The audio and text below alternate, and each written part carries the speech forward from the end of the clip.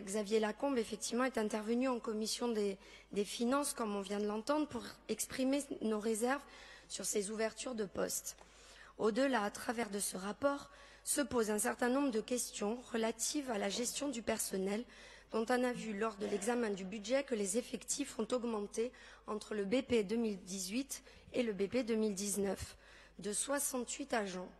Les tableaux mentionnent 4 419 agents contre 4 351 lors du précédent exercice. Il y aurait donc 6 titulaires en moins, mais 74 agents non titulaires en plus, ce qui fait donc bien une hausse de 68 personnes, sans compter les départs à la retraite qui ont sûrement été remplacés. Ce qui semble étonnant, alors qu'il semblerait que la CDC dispose d'assez, pour ne pas dire de trop d'agents, qu'on sait que certains services comprennent des fonctionnaires qui n'ont toujours pas d'affectation ou de mission 15 mois après l'instauration de la collectivité unique. Est-ce qu'on aurait une idée du nombre d'agents sans affectation et du nombre d'agents en arrêt maladie? C'est l'occasion aussi de vous demander également de pouvoir disposer de façon régulière, à chaque BP, ça serait bien, du tableau des effectifs de chacune des agences et offices pour avoir de la lisibilité sur ce point. Par ailleurs, vous avez procédé à l'ouverture de 8 postes en mobilité interne pour les affecter aux salles de téléprésence. Ça paraît, selon nous, démesuré. Il suffirait simplement de primer un agent par salle pour venir ouvrir, connecter et refermer celle-ci.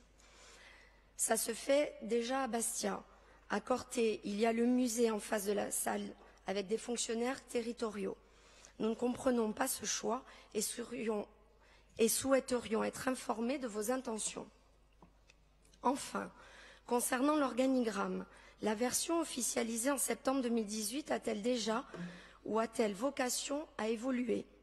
On ne commentera pas l'organisation des directions générales adjointes qui avait été validée en comité technique.